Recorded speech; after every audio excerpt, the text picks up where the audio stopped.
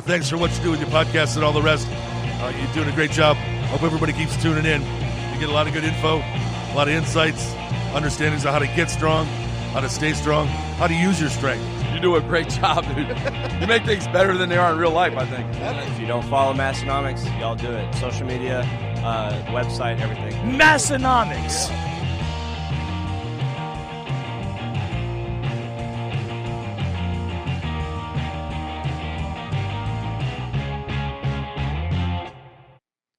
We are here for episode 465 of the Massenomics podcast, the lifting podcast about nothing. My name is Tanner. And my name is Tommy. Tommy, you staying busy over there this week? Oh, man. Say it louder for the people in the back, Tanner. It's just one of those weeks, isn't it? I don't want to just know if you're staying busy. I want to know if you're staying busy over there. Well, I'm staying very busy. You staying over busy here. over there? Yes. Staying busy down there? I would also like to answer your question with another question. And are you staying safe down there?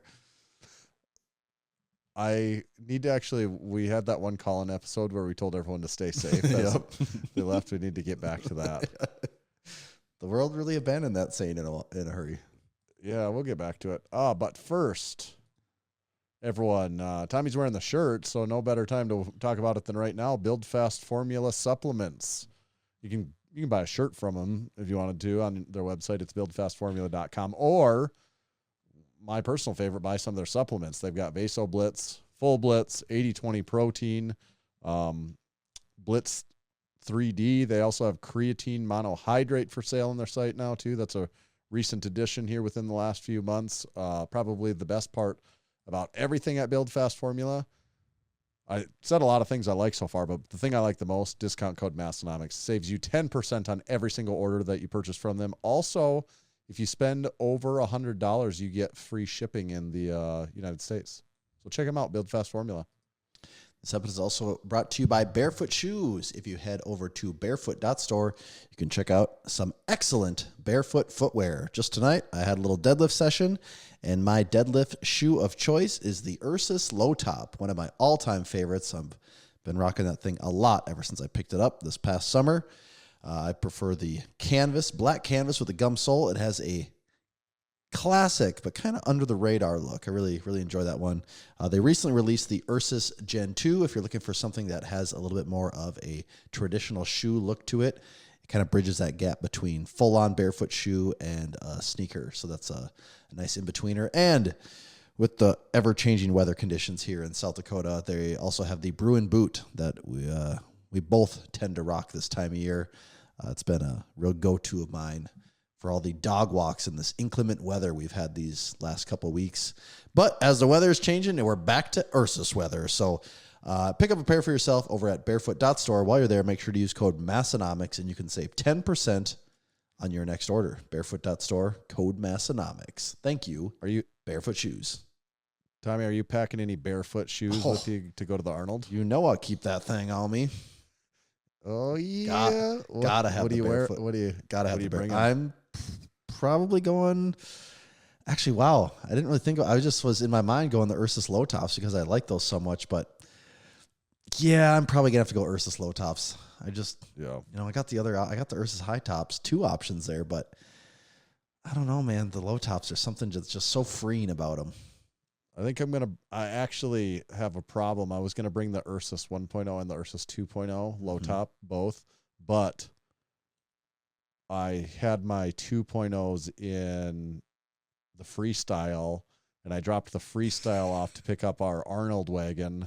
So there was a switcheroo that happened. Yeah, and I just today realized, I'm like, wait, my 2.0s were in there, and I can't go back for them. So I think I might wear Ursonomics and Gen 1, or wait, yeah, Ursonomics. Yep. Did I say Ursonomics to begin with? Maybe you did say, yeah, you did say Ursonomics and Gen 1 Ursus. Okay. That's what I'm going to pack for my barefoot collection.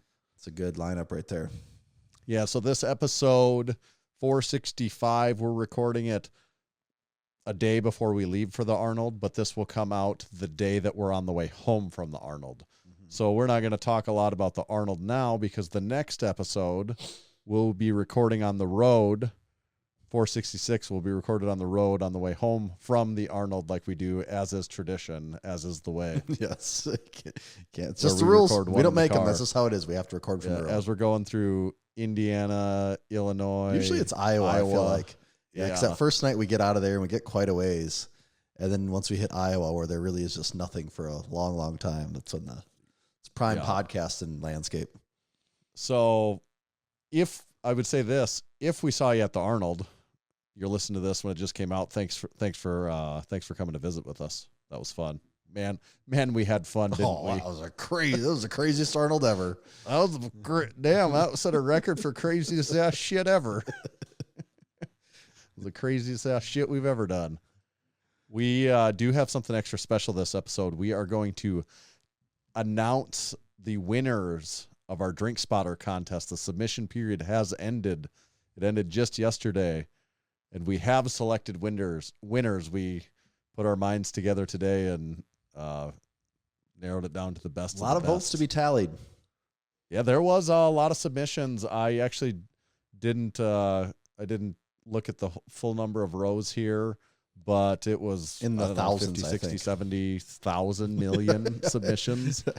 So there was a lot of submissions and actually a lot of good ones. A lot of so we'll get to that. But first, Tommy, are you drinking anything tonight? Oh, yes, I am. What do you got there? Costco, Kirkland Signature Lime Sparkling Water. You know, we're not fancy in Western Northeast South Dakota. We don't have a Costco, but we do have. We're a little fancy. We've got a Target. Better Goods, yeah. Target. Better Goods. Orange mango. Mango is not a top flavor for me in the sparkling water tier. In anything. Mango's not a top flavor for me in anything. Sometimes I'm like, mango, just be an orange already, and you could be tastier. Quit trying to be a mango and just be either a peach or an it is orange. kind of on you to just pick the right flavor, though. I don't go. I don't. Right. I mean, I haven't selected your family a thing unit. that's been in our house for years.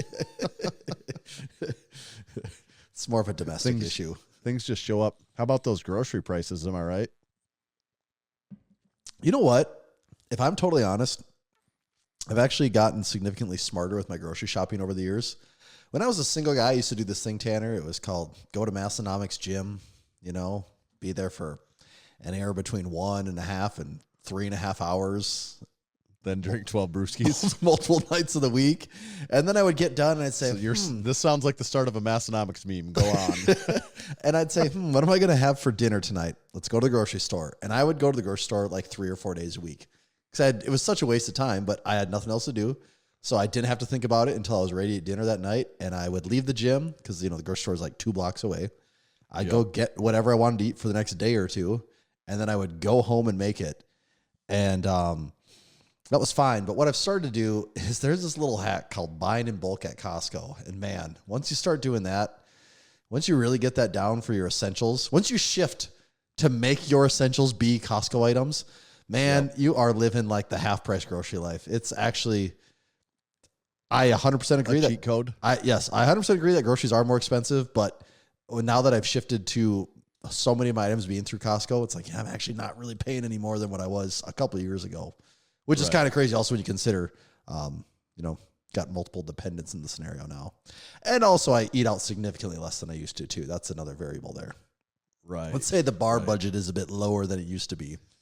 Yeah, so your total food and drink budget, and your the collective budget is lower than it used to be a couple of years ago. That's for sure. You know what the rising grocery prices really makes me think, though? Oh, that we used to be a proper country. We used to be a proper good country. Take you through this mental exercise. I go into Costco the other day to get some eggs. Where the frickin' eggs are, there was iced coffee. They gave up on the egg game. No eggs even in there. Iced coffee. It's like iced coffee where the eggs go. Like, we can't get you eggs affordably. Can we give you some iced coffee? It's like it is for the right time of day, but it is the wrong item, Costco. That really presses my "it used to be a proper country" buttons. I'll tell you that much. I instantly got on my phone and I looked up Mr. Costco's name and number and I left him an angry voicemail. And what did you say to him? I said, hey, we used to be blah, blah, blah, blah, blah. And could be a South Park episode. Where they just Google say Translate dumber was and like, dumber "Did you all mean we used to be a proper country?" It's like, yeah, it's actually. a translate button in there. It doesn't even know what language it thinks it is, but it's the button is in there. This orange mango isn't too bad. I mean, I think the orange carries it a little bit. So, As it tends to. do you like orange juice? Not really. Do you like juice? Not really. I actually don't even like fruit that much, to be totally honest. That's right. You've been on record as that.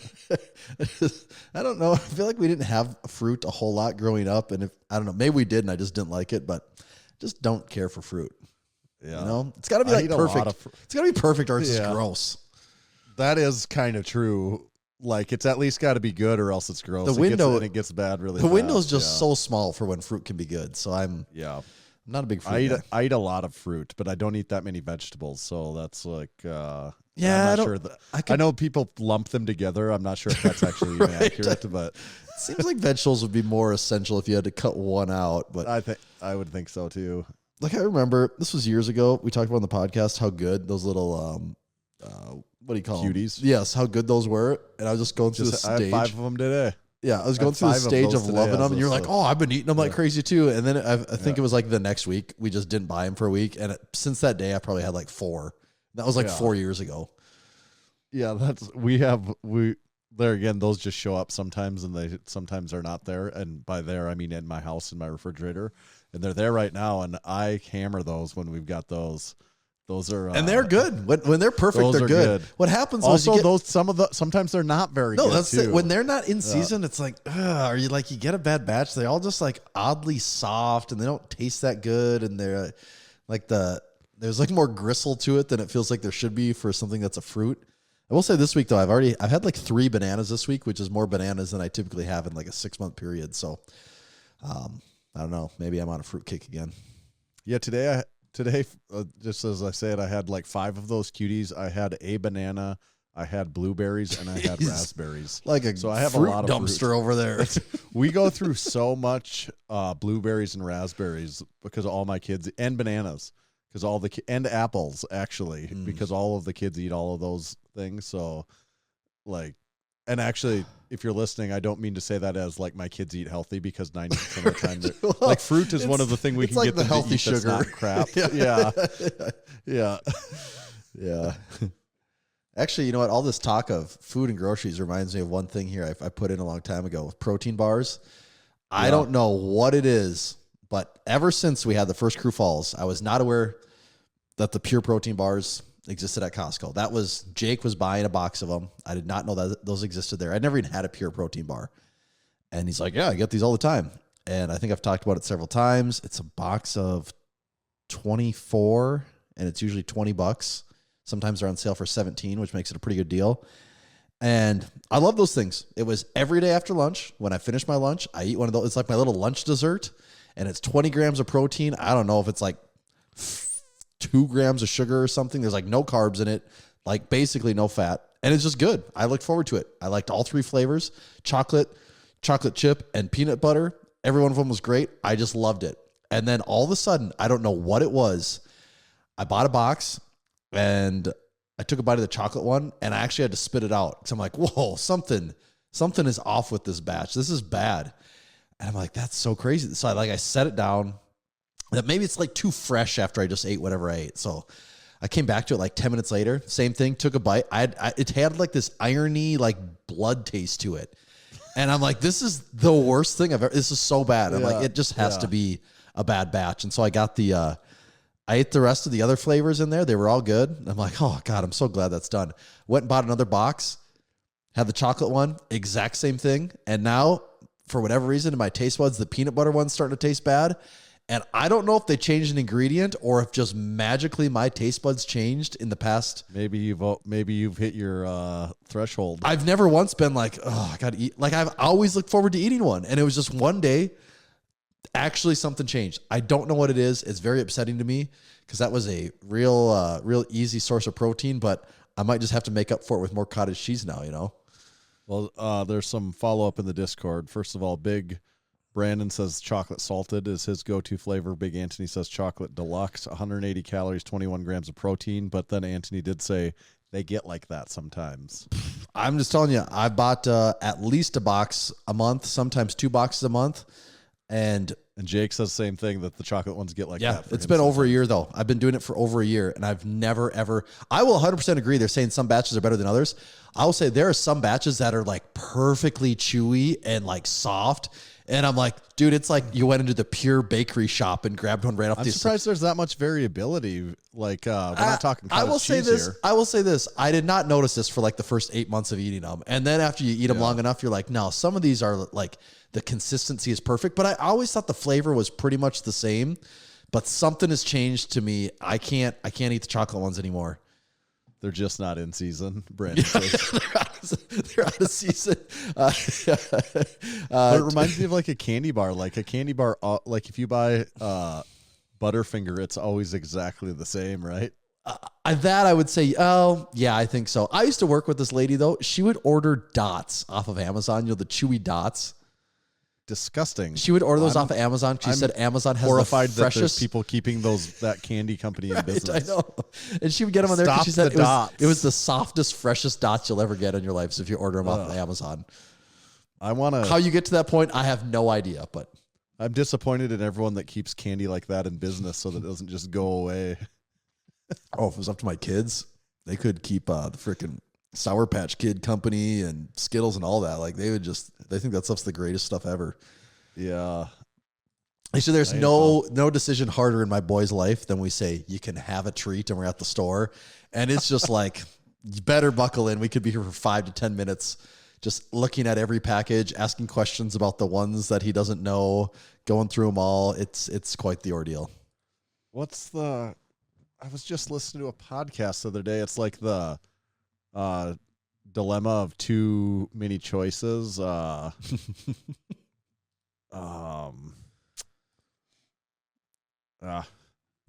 can't think of it, and I'm not gonna spend time searching it. But it's like when you have too many choices. Jeff says the paradox of choice. The paradox of choice. Yes, like if you go to buy a magazine and there's 100 different magazines to choose from, magazines are just a ridiculous example, but it was the example. But you're more likely to not buy a magazine because there's too many choices. Where if there's only 6 choices, for example, you're more likely to purchase one because it's not overwhelming. I kind of get that, but also at the same time, I'm 35. I kind of know what I like at this point. Like, are you like caught off guard with stuff that you don't know that you like very often anymore, Tanner? No, I'm not really allowing new things into my life at this point. Don't get me wrong. Like, I like to try new novel things, but at the same time, I kind of know what I like, I have 100 magazines. I can guarantee you there's like whole genres of magazines I'm not even going to spend a second looking at. Actually, Keith brings up a really good point there to me with streaming services. This is a real thing. I will give you credit on that one. In that, he says with watching TV, that absolutely happens to me. I have literally turned my TV on before, looked through it, and been like, no, I give up. I'm just not I'm going to do something else. Like, I don't even know where to begin to look for something. Yeah, I get that one, but at the same time, I have a watch list of things that I know I should watch. So when that happens, I'm like, I actually wasn't that serious about actually wanting to watch something if I catch myself in that loop. True. Okay. Do we want to talk about these winners, or should we wait till we kick everyone off to talk? Maybe we should save it for the ride home from the Arnold.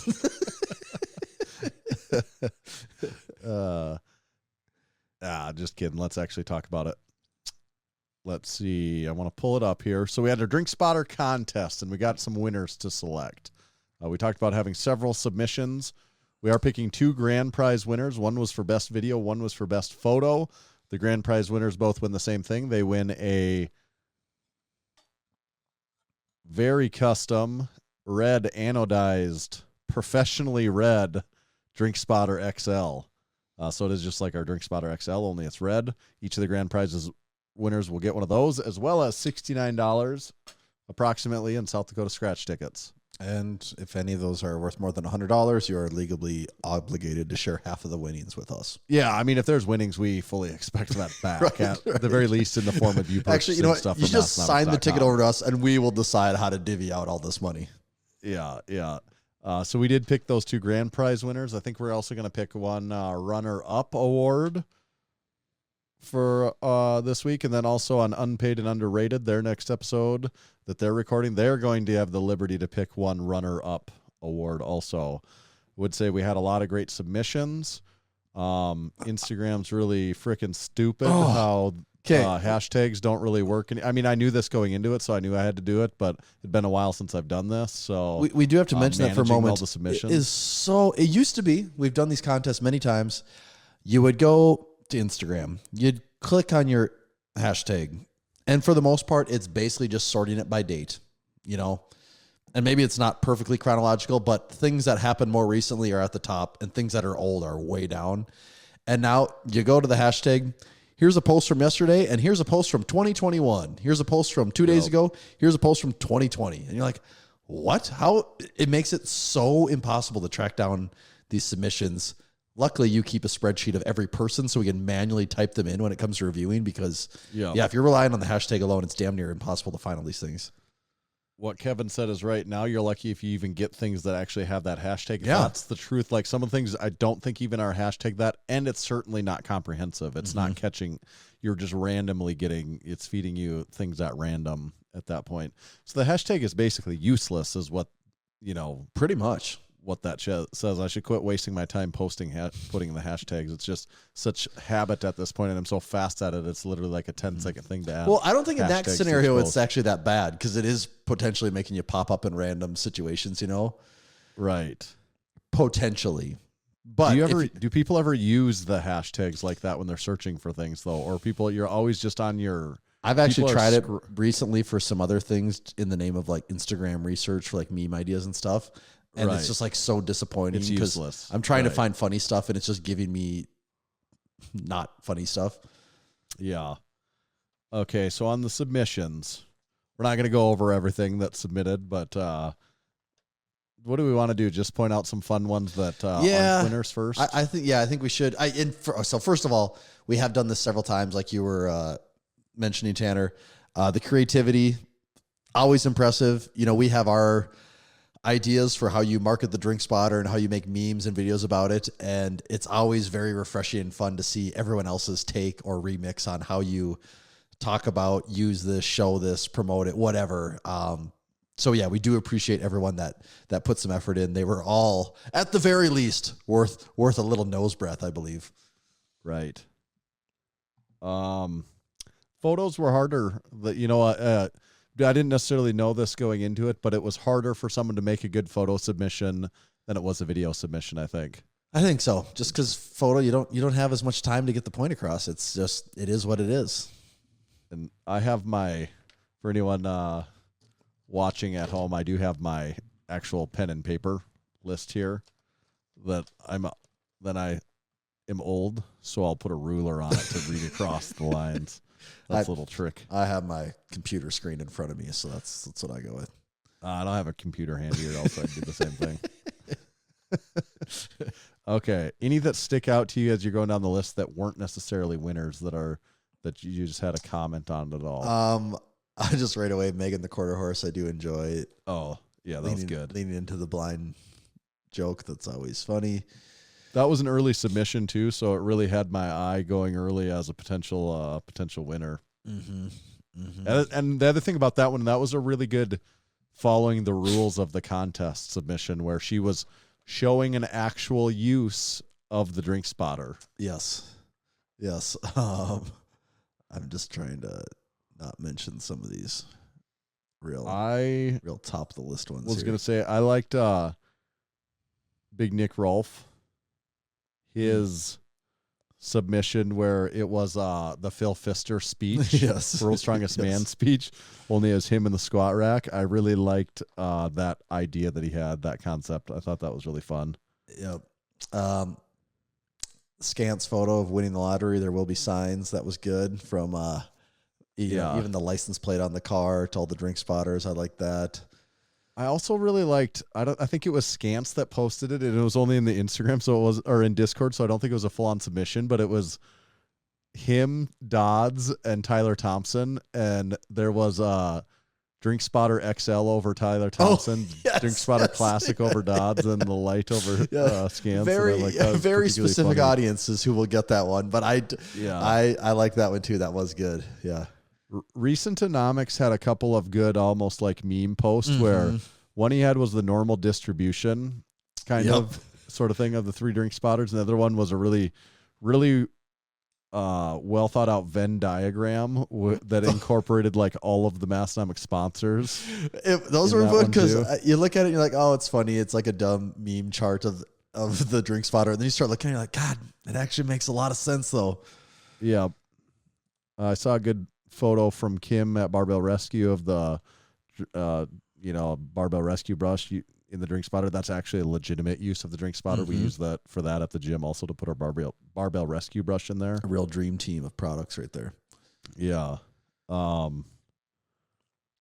liked Toby's Olympic gold medals. Yep. That was good. I liked Andrew Garrison. His wife at the end says the meatloaf is ready. Yes. And I'm like, yes. The old meatloaf. And he was checking to see if it fit under the bed too. Yeah, that was good. Okay, are we sticking to photos right now or video too, though? Oh, I don't know. Whatever. Okay. Whatever. I was kind of keeping it to photos for the moment. I didn't know if we were on the photo kick at the moment. Oh, okay. I'm just making things up as I go, so I don't even know. I like Scott Dodds did the he was inverted thing. That was really that was really good. Or do we just need to get to picking our photo winner? Let's pick our photo winner. I think we've at this point we've called out most of the photos anyways, but yeah. Photos were surprisingly tough though, to get a photo that really shows off the Drink Spotter, but also gets it in a good scenario. And there was one photo that we both independently scored. We both ranked the highest. Quite high. Photos, actually. It was funny. We're going through. We're like, who is the winner though? We're like, well, we have the scores, and then we realized, like, oh yeah, we both did rate this one the highest.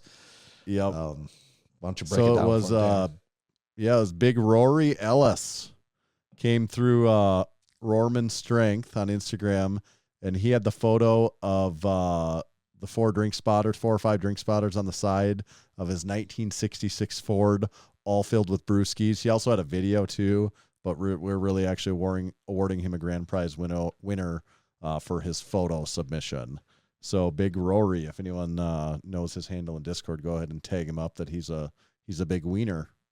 And the photo is good for a number of reasons. One, it's just so stupid, the fact that there are Drink Spotters mounted to a truck full of beer. And is like all full of like 24-ounce beers. And the fact that they're on the outside of it too, it was good. And someone said, no, officer, there's no alcohol inside the vehicle. Is that a technicality that it's okay? I think so. They're like, you beat the system. And then the cops just drive away. I think that's how it works. Yeah. So other videos then that I didn't already mention. Yeah, if we're talking videos, then okay. Can we say some of just the all-time highlights here? Yeah. So this wasn't a winner, but this was right up at the top. O'Doyle basement lifts, the riskier outside the gym. That one was really funny. I really like that. I think Big Brandon's listening live too.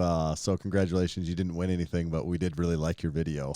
Yeah, that was good. The way it ends with the toaster. Yeah, that was, I like he's like going with no TP. Like, yeah, because what it is, it's like because he's safe in the gym, he can take more risks. Take a few more risks outside the gym. Yeah. Yeah, that one was really good. Do I want to say the next person down on the list, or do we got to hang on to them for a moment? Or is your list not in the right order? Well, I don't know that ours are in the same order as each other. Okay. Because I did like Matt, mostly squat Matt, too. He had it was the Rob Schneider thing. He's like, is a Drink Spotter. Yeah. And he turned into a Drink Spotter. And I'm like, that is a Rob Schneider movie, isn't it? And it's so stupid also, just the whole, it was maybe Kevin's comment, like, Rob Stapler is the Schneider or something. It just makes less and less sense the farther it goes. I also like, speaking of Matt too, he did one where it was him and Nate and David. They teamed up, and it was the wazza call to each other. And that's just fun seeing it. That's a guy from Ohio, a guy from California, and a guy from the East Coast that are all getting together and getting in on this action together. Cody, the world's strongest, Cody, the strongest bird watcher. He had a good one. The best friend. Let me tell you. That was just a fun one. That was good. He's got on the log. He's got on the stone. That was good. I liked, speaking again of ones where they really followed the rules of the contest, Big Jenna Lee, where she used it as the chicken feeder, where she actually showed a video of her. And I'm like, that's actually could be used for something like that. Yep. Very, very practical. Very good. That was, it's got that Midwest flair to it with the chickens. It does. Now I'm getting up to some of my higher ones on my list. Band of Druthers did the kangaroo, where it's the Drink Spotter Light inside the Drink Spotter XL, and it's the David Attenborough narration, like Planet Earth or whatever, Yep, that one was very good. This one did kind of make me laugh. It was dumb, but in a good way. Was Big Mo, his Bells of Steel ad that just turned into a Drink Spotter ad. Yeah. Nate did he did a series. The first one though was drink safety in 2025, 2021, whatever it was, and then it's 1975, and it was him his beer tipped over because he was watching the news that the Edmund Fitzgerald that was good. Yeah, the whole series was pretty entertaining there. Yes. He also did one boldly of 9/11. It was bold. Scants ASMR. Yeah. The Bentley. You've seen that before. Like, that's a really popular. I'd never seen that one before. And it's funny, after I watched that, Instagram just must know you've watched something that's that style. And now my Discover page is filled with those videos all of a sudden. I'd never seen those before. Okay. There's only a few left on the list to mention here that are towards the top end of my list. Not to say that some of these other, like I said, we're not going to mention every single submission because we just can't. But credit for creativity, Big Jeff on the piano. We both had that rated very highly, where it's his rendition of Journey, and it was really good. That was up there as a contender for me. Jeff really knows how to tickle those keys. That was good. That was good. And a number of people commented way better than any AI generated song. Exactly. Yep. Okay. Now should we talk about our runner-up award? Or is there any other ones you wanted to mention first? Here? No, let's get in the runner-up. If I think of anything, then we'll mix that in here at the end. All right. Drum roll, please, on the runner-up award. Picking him for a couple of reasons. He had really good videos. He had 2 videos that were both in our top 10. So we just feel like it's award worthy. It's Big Anthony is getting a runner-up award for 2 videos. Actually, the one we had rated the highest of his 2 was the Drink Spotter XL, where it's around the world. What is that? La la la la. It goes around the world, just la la la la.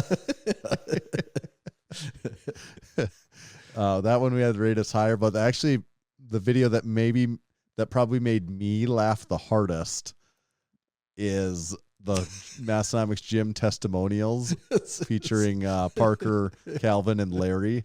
And the part with Larry, the first time I watched that, I was just dying laughing. He's like, this motherfucker's off the chain. This fucking thing changed my life. Yeah. And there's one part in there where, he's cutting to just several things people are saying. It goes by really quickly, but Cal goes, we used to shit on the floor. I didn't even pick that up. I was like, we used to shit on the floor. I'll have to listen again then. I forgot about that. Yeah, and then just seeing them laugh, the clips of there's no audio, just them laughing to it.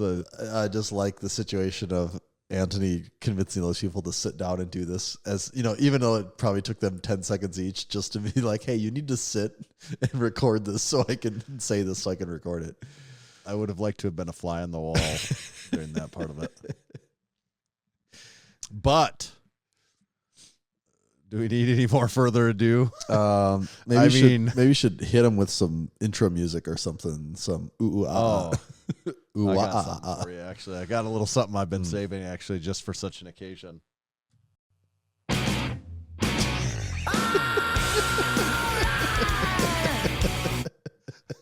Now that is a great way to intro an award. I've not heard that in a very long time. How about that? That's good. That's really good. That's my new thing to set things up. All right. So we both rated this higher than either of us rated any other video that was submitted. It was the most, also not the reason we rated it the highest, but it was also the most viral video of anyone submitted. It was, here's what I'd say about some of these submissions. Some are really good ideas that were harder to execute. Some, maybe the idea wasn't quite the S tier, but they executed things pretty well. What this did was mix together a really good idea with like flawless execution. It did it all perfect. You couldn't have changed anything. It was perfect. We've commented it would have been harder with a team of people to make it better. I don't think you would have, because you would have had too many ideas going around, and that was the beauty of it. Is it was just so simple and perfect. Yeah. So with just one more introduction.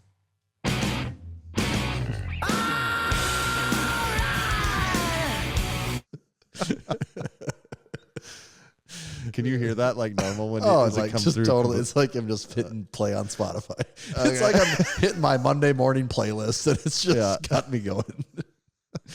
Big Kevin, everyone knows by now that's listening along. There's no secrets here. Big Kevin's video of the drink spotter saves his life when he's trying to end it all after his wife didn't think his Borat impersonation was funny. He loads up 5 plates on the bench press, removes the safeties, unracks it out of the rack. And the part that gets me the most in this video, a lot of things are funny about it. The part that gets me is when he changes his grip to a suicide grip, and it shows the thumbs going on the outside deliberately. It's so funny because the bar just had 500 on it, and while he's doing it, the bar moves up when his thumbs are going. The deliberate thumb move I thought was hilarious, and it drops. The second part that makes it for me, it drops. His eyes are he had closed his eyes. It fades to black, and he opens it up into his face, and he opens his eyes, and he's like, "What happened?" And the drink spotter is there, and then it goes to the text of the drink spotters, and the drink spotter saves lives. Yes. Really good video. I mean, quite honestly, he kind of made that easy to pick as the winner. Like, I mean, I couldn't have lived with myself had we not chosen that one, honestly. It was so good. We were actually talking about this, and we're saying what makes it so perfect is there just every as dumb as this sounds, and like it's getting too analytical, it's every single shot just furthers the story in a way you're like, I gotta see what's next. The next cut, I gotta. There's no like, okay, yep, he's setting the scene. Yep, he's still setting the scene. Okay, unnecessary dialogue. It was like, no, every single shot was absolutely essential to that, and just made the story even. It's like you're climbing a ladder, and each step just gets, oh, I'm seeing more and more, and it's getting better, and then at the end, like it is just such a great payoff. And the music was great. The concept where it starts of when your wife doesn't laugh at your Borat impression, like it starts on just a great premise, and the joke. Oh, the whole thing is perfect.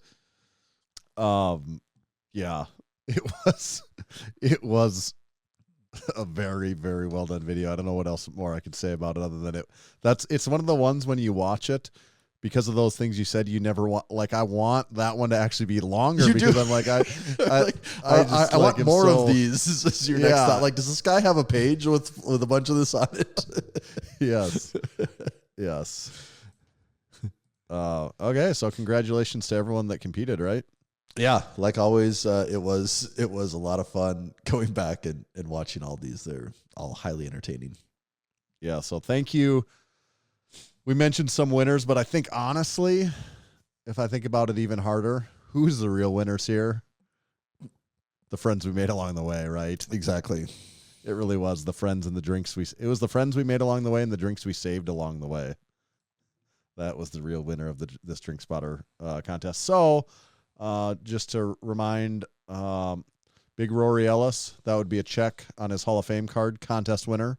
Add that to your Massenomics resume. Big Kevin, I'm not sure if you were a contest winner. You may already have been, possibly. If not, you are now.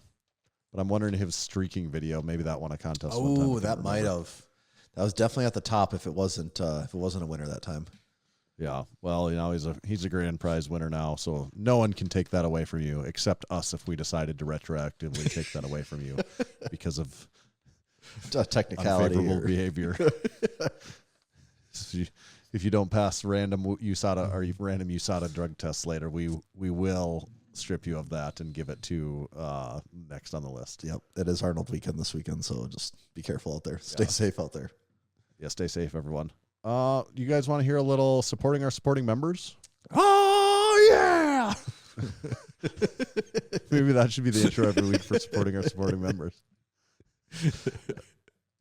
That's funny. I was listening to pull clips of last week's episode, so I was listening to part of it, and it got to the end where the guest comes off, and of course you play the Cool Beans buttons like we always do, and it just hit me how it's funny to me that it's just like a given that we play that after the guest gets off every time. But if you were new to the podcast, you'd be like, what is that? Yeah, That they just they didn't even acknowledge, why would they just comes out of Cool nowhere. Beans thing? Yeah, you say see you later and that comes on instantly. Like, why is that there? And we don't really basically, we say oh yeah, you got those whatever some cool beans, themed cool beans, and then we just move on from it instantly. There's no context as to why that's going If on. you hadn't heard us do that 200 times, listen from the inception of Cool Beans, you'd be like, the fuck just happened here? Also, what was that? Speaking of pulling clips, I really like the one where you're like, it was like review of the Unpaid and Underrated podcast. Who the fuck listens to podcasts like that? And it cuts. That was really good. That's all it is. Yeah. So supporting our supporting members, if anyone's unclear, this is actually a relatively new segment to the podcast, relatively speaking. It's where we give back to those that give to us, other than just giving them prizes for contests and that sort of thing. We also,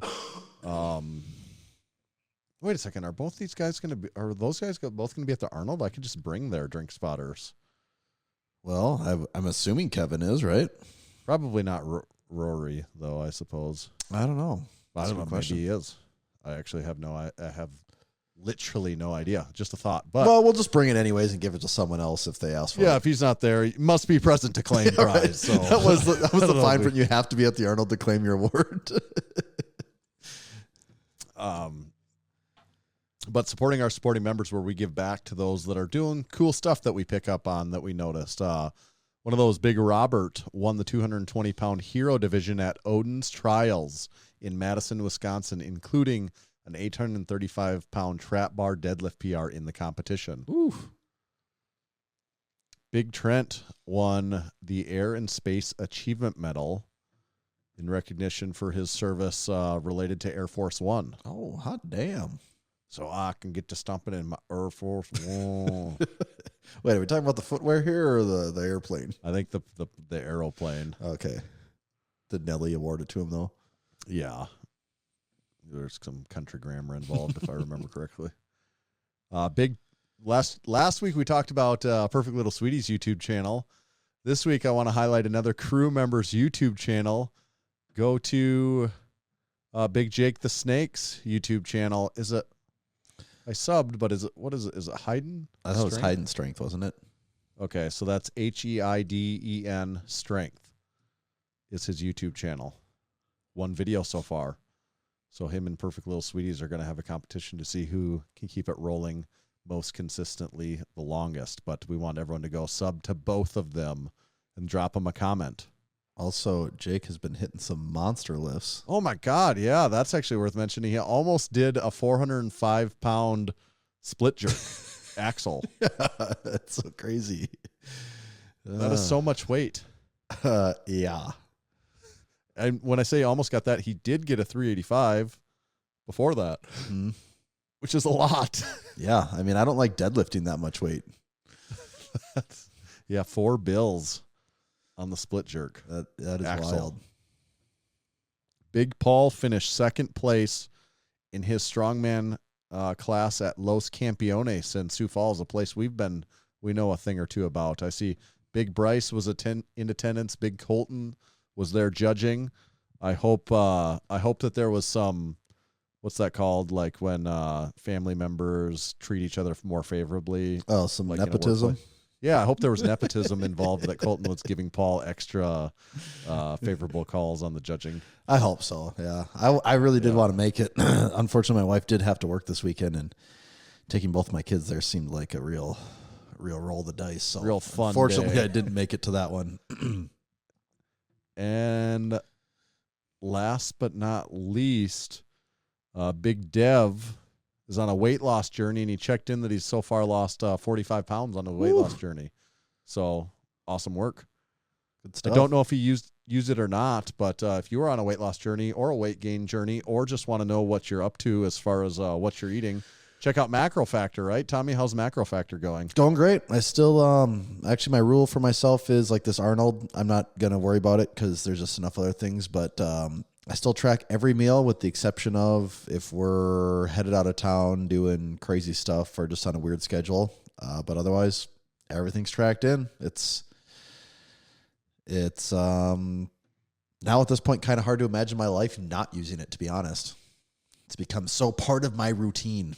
And how much is MarcoFactor for a year? Is it like $50 or something like This is what that? you do. You buy a year, because if you buy a month, Yeah. it's like $20 a month. If you buy 3 months, it's like $45. You buy a whole year, I think it's like 70. I want to say it's like $5 a month is what it works out to. So do that. And use code Massenomics. Yes, use code Massenomics. There's been a ton of people since the first time we talked about it that have got on it. I think pretty much everyone would tell you that that has used it for any amount of time since we started talking about it, that, oh yeah, this was actually well worth my time and effort to go in. And if you sign up for a year, you don't have to use it for a year, but I think you'd be really surprised if you signed up for a year and just stuck with it for a couple months, like what you learn about your eating habits, and just some really easy changes that you can make to make things better. Also, Big Kurt Locker, he had a video talking about his MarcoFactor journey, and I really liked it. It was like a week or two ago. Shout out crew. And he had mentioned, he's like, and of course, anyone that's familiar with Massenomics, they had mentioned MarcoFactor, so I signed up after that. Oh, and so it was interesting nice to hear. It sounded like we were the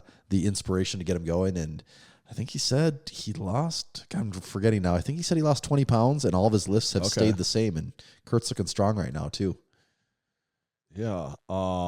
One of these days we're going to inspire me to get the final holdout. Yeah. We're going to talk about it so much that we're going to talk myself into it. I have been on a bit of a bulk, so I could be using it right now to help my bulk. I'm getting pretty damn close to 220 now again. So it's, so you're bulking a little bit. If, I'm not trying. I was for forever around like that 210, 212 mark. And now I'm like, no, I need to be at least like 217 to 222, like that 5 pound window is where I need to be, I think. Yeah. So you are kind of at that right now though? Yeah, I think I'm right where I need to be. Okay. Speaking of where people need to be, should we kick all these looky-loos out of here so we can, just let our hair down a little bit? Yeah, relax a little, talk about all the big secret plans. While you're doing that, I'm going to mention Juggernaut AI, since we were just kind of talking about our diet nutrition, what we're doing in that arena. I'll also talk about our training arena. Juggernaut AI, it's a program Tommy's been using for quite a while, smashing PRs actually routinely. Mm-hmm. Several members of Massenomics Gym use it. I'll mention Big Adam. I mentioned him before. He never powerlifted, never done strongman. He's not really even interested in competing. I have a feeling he's not particularly interested in competing in any of those at any time. Maybe that changes at some point in time. Is this Adam I know, Adam, or? He used to work at Northern. Oh, no, not Sure. Big Adam. Okay. No, not that. Not Bowling Adam. Okay. But he's been using it and doing the Juggernaut power building and really liking it. And it's maybe someone that he's come to the gym on and off and on for at least a couple of years, but this has helped him stay like really accountable for the last couple months where I'm like, oh no, you're at the gym. You are one of the guys at the gym now. Like you're just not a guy randomly see here. That's like kind of dicking once around every couple of months. I'm like, oh yeah, I forgot you're a member. It's like, no, a thing you do is go to the gym now. That's cool. And he said Juggernaut AI is a big part of what's helped him do that. So the other success story you were telling me about the other day is Big Sergeant Anderson. That's really impressive. Just again today, he's coming up in his peaking block now, and he's actually going to, and he's competing at the Lift Hard Live Easy Classic, which after his peak block, I think it gives him 17 weeks to the Lift Hard Live Easy Classic. Mm-hmm. He is going to test out of the peak block. He is going to go through that, but he's not going to do even like true 10s. He can do numbers in that peak that are above what he did as competition. Right. So it's like, yeah, they're still leaving. Yeah, why do I need we were just to talking do that about here?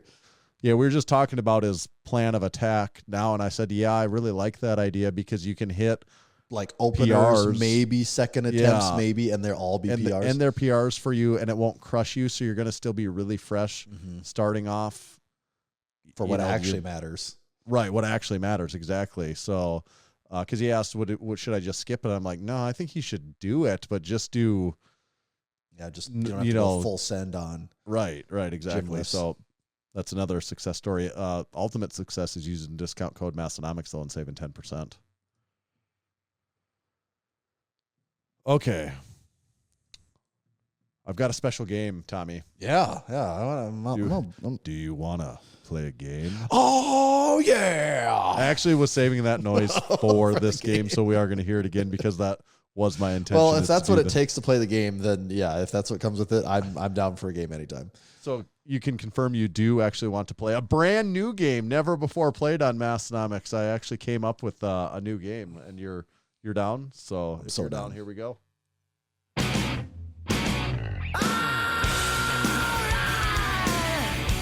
Raw. Let's do this. Raw.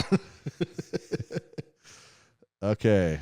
So the name of the game is Two White Lights. It's the Two White Lights game. You say, does this have anything to do with our friend Angelo Fortino and Steve DeNovi? Mm-hmm. Of course it doesn't. Oh, we don't care about those guys. We're just taking that name and we're improving upon it. We're it's making our it name something now. better. We've taken it.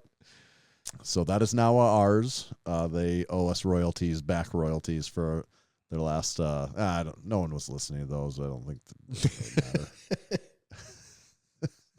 matter. This is a spin on a game that is similar to. Maybe some people have heard of this. 2 Truths and a Lie. Okay. So what I'm going to do is read you 3 facts, and it is your job to tell me which of these 2 facts get white lights and which one you're giving the red light to. Wait, am I giving one a red light because it's not factual or just because I don't like it?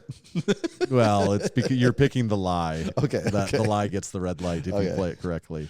All right. And there's 4 rounds this week in 2 Truths and a Lie. Okay. Round 1, I'm going to tell you the rounds. Round 1, powerlifting. Round 2, heavy stuff. Round 3, strongman.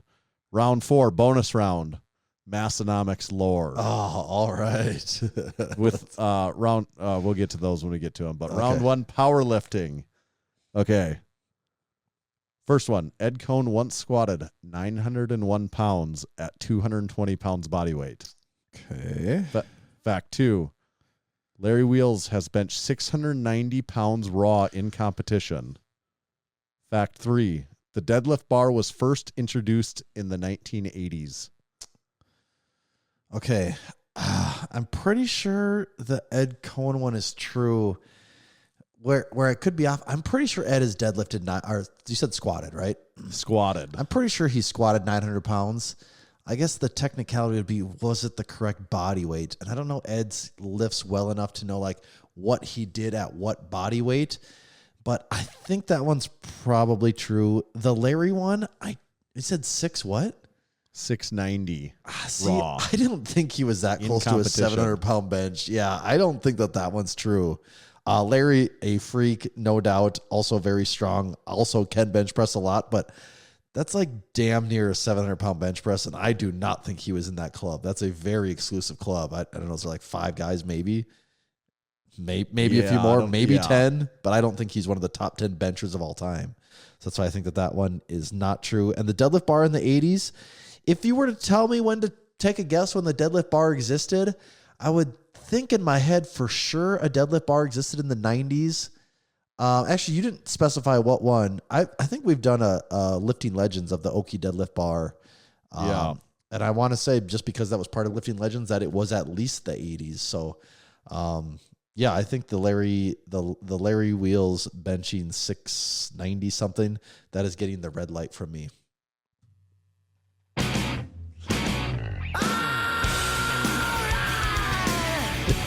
That does, of course, you mean you got round one correct. All right. Do we know what Larry's biggest bench is? He's benched 675. Really? Yep. Wow. That's what I've got on him. 675, not 690. God. Still, if you would have told me Larry has benched 600, I'd say, yeah, I can see that. My guess would have been like 620, maybe at the most, though. Yeah. Larry's a freak. We're also going to operate under the assumption I do have these facts correct. Some of them, I'm like 90-some% sure. I'm like, wasn't going to put any more time researching, but I'm mostly right. Someone may listen in and be like, that wasn't correct. In which case, fuck off. I don't care. Yeah, it's our game. Make the rules. Round 2, heavy stuff. Okay. Andrei Milanichev totaled over 2,500 pounds raw with wraps. Number 2, Brian Shaw once ate 15,000 calories in a single day while preparing for World's Strongest Man. Number 3, the heaviest dumbbell ever lifted in competition was 360 pounds.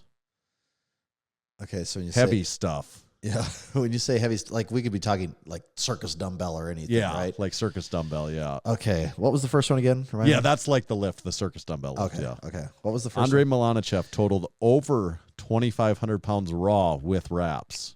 Yeah, I'm very certain in that because he did have I believe the all-time world record before Dan broke it at like 26:06 or whatever it is now, and Andre was 25 something. So I'm quite certain on that one. I don't think I'm missing on any technicalities there. Brian Shaw eating 15,000 calories in a day. That is a lot of calories, but it does seem believable, especially if he was doing it as some part of a YouTube video or something. So that one's very plausible still. And the last one was 365. 360.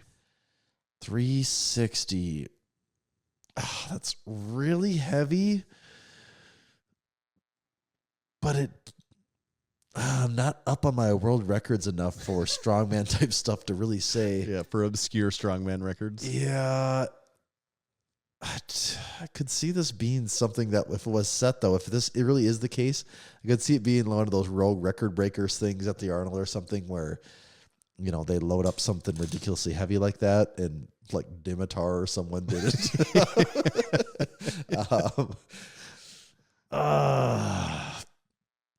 Well, I think one year he was doing it, wasn't he? I think actually we watched that one year. Yes, correct. At the Arnold, we definitely watched. I'm not just fantasizing. I was actually that's the thing. We were there together on the side stage, like front row of the side stage, watching that. Right. Yeah. That's the thing that happened. Like right after Martins like was trying to do like a Sanborn squat of like 500 pounds or something.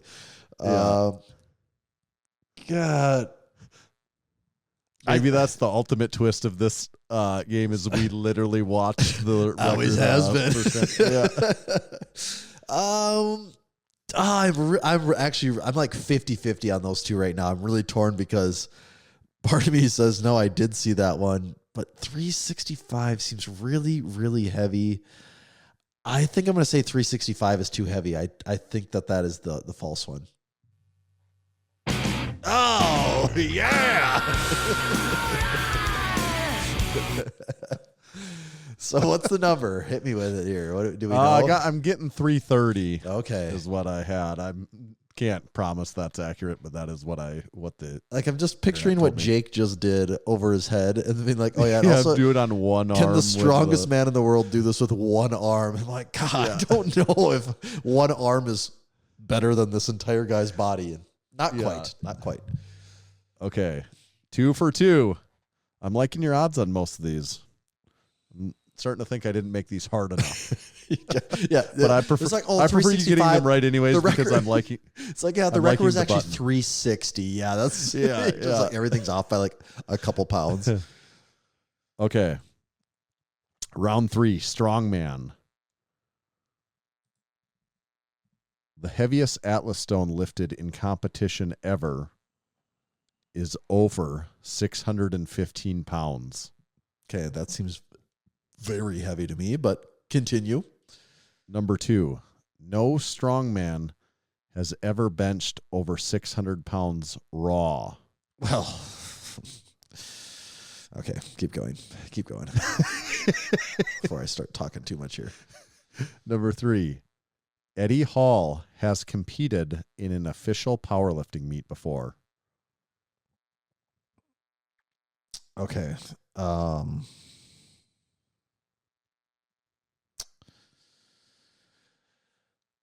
All right, that second one, no strongman's ever benched over 600. I'm pretty sure in our video with Kaz, he talks about how he had the bench press world record and all these other records. And I think he would have had definitely talks about stuff like that. I know, remember that. So that's what makes me think that one is true. There's been some strongman that has benched over 600. I don't know. Maybe someday when you see Hafthor Bjornsson bench press 620 pounds, you see guys like Sejuna Savickas, then they deadlift 800 pounds. That's exactly what he But they're not the biggest guys that ever lived. At one point in time, there's 20 foot tall, 100 feet tall, 5,000 feet tall. They're digging up the remains. Get the full history lesson of the world. I think so. Counting out random heights of they're not even increasingly taller each time. He's like 2,000 feet tall, 20 feet tall. Have you been working on your Kaz impression? Tall. It's gotten quite good. That's you could just read the other ads as Kaz. It'd be like an endorsement deal. All right. The heaviest stone being, what was 6 what? What did you say? Over 615 pounds. Weird phrasing, but that's the phrasing that I read. That's so heavy, though. 615. I think it's possible, but that's really heavy. Okay, what was the last one? Eddie Hall has competed in an official powerlifting meet. He probably has at some point. I don't think that's crazy to think he just accidentally stumbled into one somewhere along the line. I don't keep up with Eddie close enough to know for sure, but I think I'm going to say, I mean, we also watch the row record breakers where Brian Shaw like chips the stone record by like 5 pounds every year to go like, I want to say at that time it was in like the low 5s maybe. Yeah. It seemed way too low and way too easy. For we also did watch that in person too. Actually, yeah, that's what I'm saying. I remember we watched it like, oh, right. it's sort of anticlimactic how easy that was. Like, right. The world record should at least look kind of challenging. I'll tell you, I don't know if this helps anything or not, but I'm pretty sure the year we watched it, Brian did 555 or something like that. Is that what it was? Yeah. And he was doing like 5 pounds more than what it was before that. That's still a 100-pound jump is pretty big. I'm just gonna go. I'll go with the stone one is the fake one here.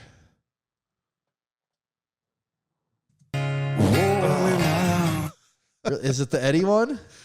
No, the lie is, the red light is no strong man has ever benched over 600 pounds. Raw. What? Okay, are we talking in a powerlifting meet or what? Because Kaz has. No, because the phrase was, no, you're confused because the phrase is no strong man has ever benched over 600 pounds raw. Oh. Okay. So maybe, yeah, I didn't realize that you were confused of like. Yeah, I thought you were saying you were thinking it was phrased opposite of. Yeah, that. like the I best didn't realize strongman that until now. Right. Yeah, that's where I was confused. Okay. Yeah. So I still, though, the stone would have thrown me off, though, because that is okay. So is that recently on the stone, though? Yeah, Tom Stoltman got it at 630 pounds. Maybe that's inaccurate, but that's what it's. That's bit. Well, and I don't keep up very close on Strongman. But I can't really verify. I don't really remember that. I know he's done like 600 before, so that seems right. Yeah, that is a heavy stone. Wow. Yeah, that's crazy. Okay, last round is the Massenomics round, and this round is courtesy of ChatGPT, because I did ask him to make one for Massenomics because I'm a little too close to the subject matter. So, well, you're able to verify that these were factually correct. The ones. Well, they're very funny, is why I left this one in there as the bonus round, because I did not edit these at all. This is exactly as.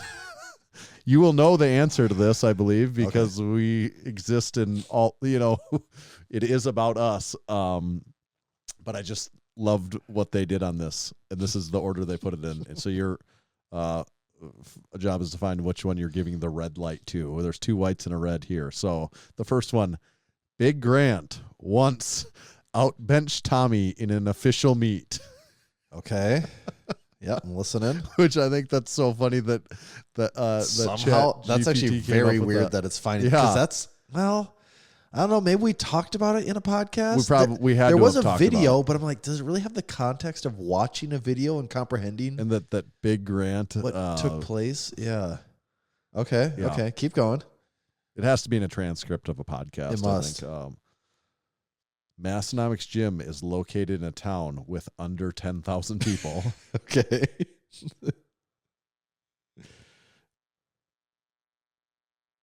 That actually doesn't even make sense. Okay, now that I'll just finish this now, but here we'll get to it. Okay. Tanner once said shirts are overrated and immediately sold a new shirt design. So your job is to decide what ChatGPT is saying is false here, because this is a bonus round. It's not in the official it's the 10,000 people one. That one is false, but I'm trying to think of what it would be pulling. The bench one makes sense. I get that. Like, there is content out there about that. It's surprising, but I get where it's finding that. When you're saying shirts are overrated, I'm trying to think of what scenario it would be coming Tanner once said shirts are overrated and immediately sold a new shirt design. Because I could see if it said hats, it's pulling from the hat joke somewhere, Yeah. But shirts are over. Do you know what it's referencing there? What it would be coming from with that? No. Okay. I think it's just context clues. Yeah, maybe. No, I keep coming back to the hat thing for why I would be thinking that, and it's just mixing up pieces of apparel as far as. Like, don't buy our hats, that whole joke. Right. So you're going with that Aberdeen is bigger than 10,000 people. The phrasing is Massenomics Gym is located in a town with under 10,000 people. Yeah, it's not located in a town with under 10,000 people. Right. But so I'll tell you, it gives me a description of each one. So the first one, Big Grant once outbenched Tommy in an official meet. True. Yep. But let's not talk about it. LOL. Massenomics Gym is located in a town with under 10,000 people. True. Western Northeast is small but mighty. That is not correct. Western Northeast. Yeah. That's exactly Western Northeast is small but mighty. It's funny that we've said it wrong so many times that it just has like more data points on what is not the name than what actually is. Right. It doesn't even recognize that it's Aberdeen. Yeah. Tanner once said shirts are overrated and immediately sold a new shirt design. Lie, but it sounds believable, doesn't it? Okay. Okay, I get what it's doing. So it's just making that one up. Yeah. That was when I'm like, it's kind of believable. So it was kind of getting you. Almost, so ChatGPT did not perfected the game, but it got the idea. Just some of his facts were a little off. Mm-hmm.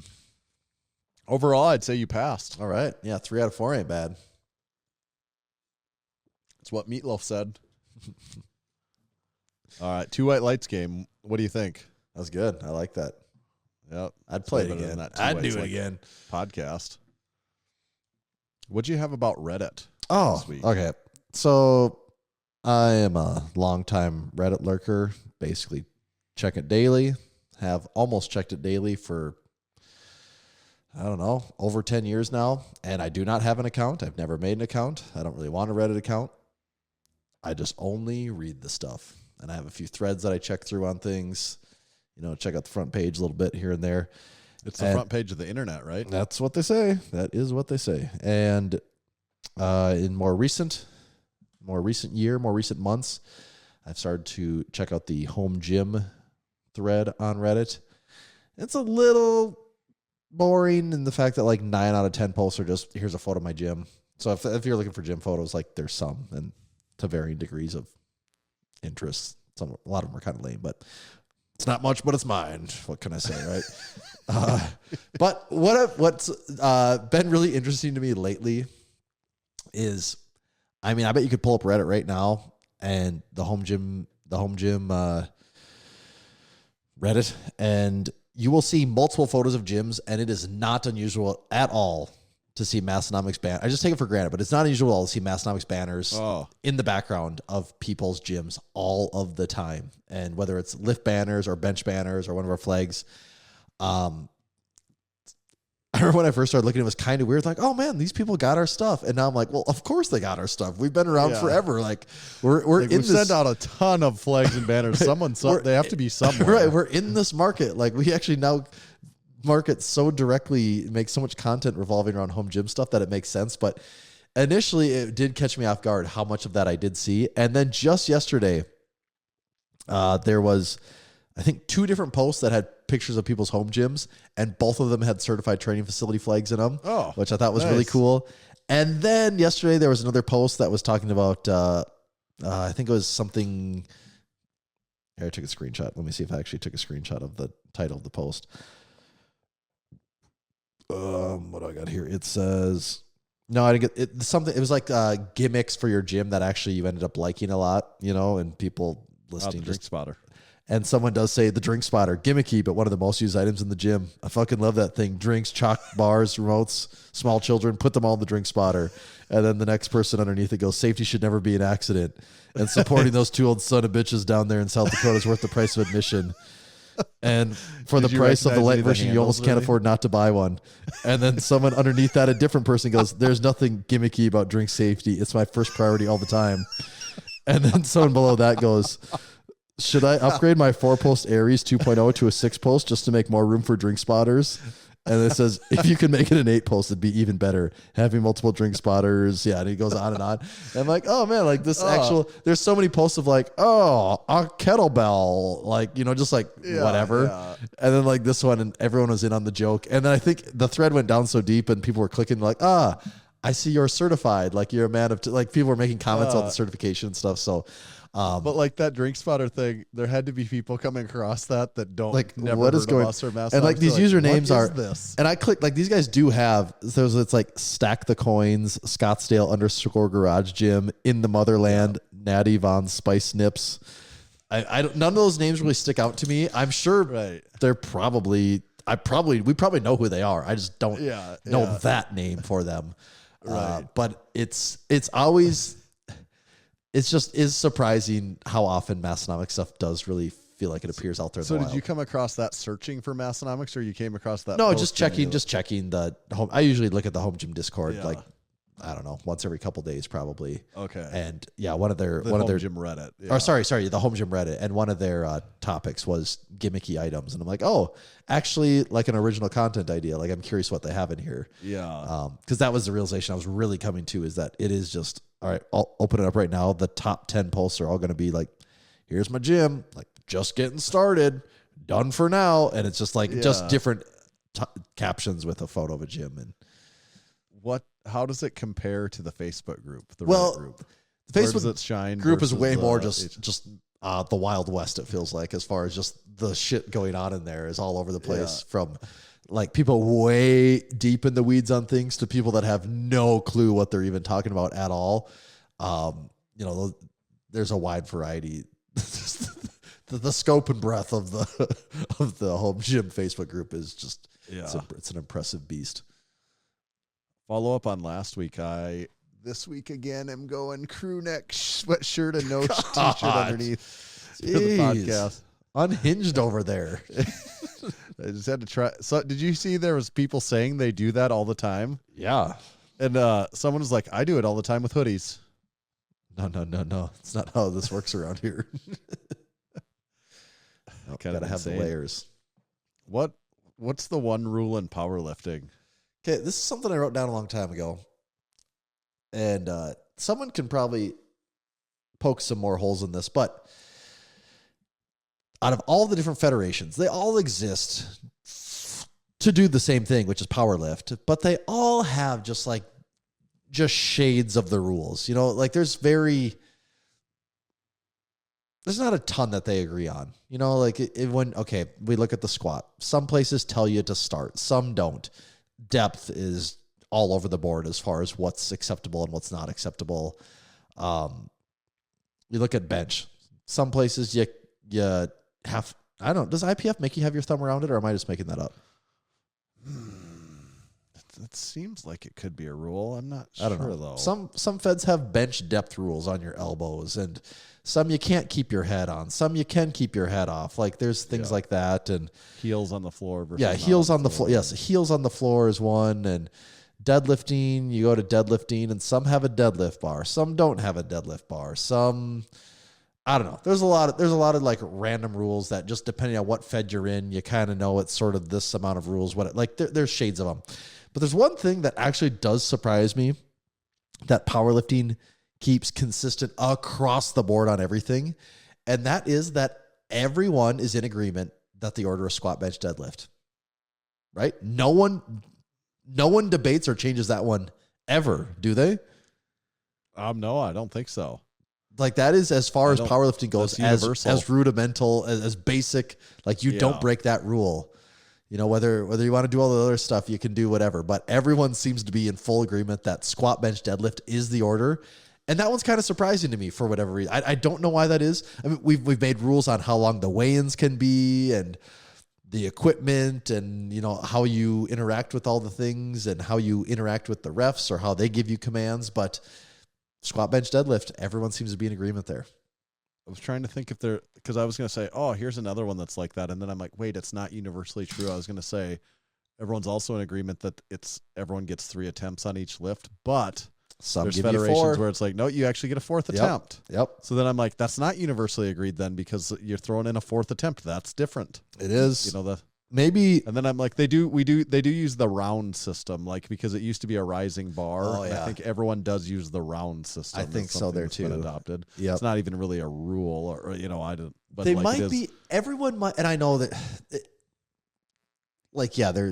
there are still consistency in the rules, but is everyone in agreement that you can't have the thing on your thumb? Is that one a universal one too for benching? No, I bet there's some federations where they don't it just care. seems like there's got to be one out there that's like, yeah, there's some federations that don't it's like, care. no, definitely like that don't doesn't care do about anything. that. Of course you can leave that even on if there. it's in the rule books, they're like not gonna Yeah, ever right. call someone for that. They're like, no, we're not. We're gonna use common sense. Who will be our guiding light on this one, and we do not care if that thumb loop is on your thumb. Yeah. But as far as like, that is a pretty big one that this is the order. I've squat, bench, never heard deadlift. of it not being that way. No, because if it isn't, it's not a powerlifting meet. Right. You know, it's some other thing. I mean, is there any different order that would make sense? Well, Any more but also sense? why does that order make sense though? Like, why is that the That's order? what I'm. What I would say that makes sense It's about to not the have order squat and is- deadlift back to back. Correct. So in order to do that, they have to be the bookends, and bench has to be the middle. So the only thing you could say to change Start the day with deadlift. would deadlift be first and squat be last. Would that be any better or worse for any other than it just seems really, really, really weird because of what we're all used to? Other than it seems But what totally if we- backwards. What if we ignore that? Do our best to ignore that? Is there any benefits or pros or cons of reordering it that way, where the deadlift would be first? See, that is a really good question, actually. I think. I mean, I could make reasons, but the reasons I'm coming up with are all just like supporting the status quo. They're not necessarily right.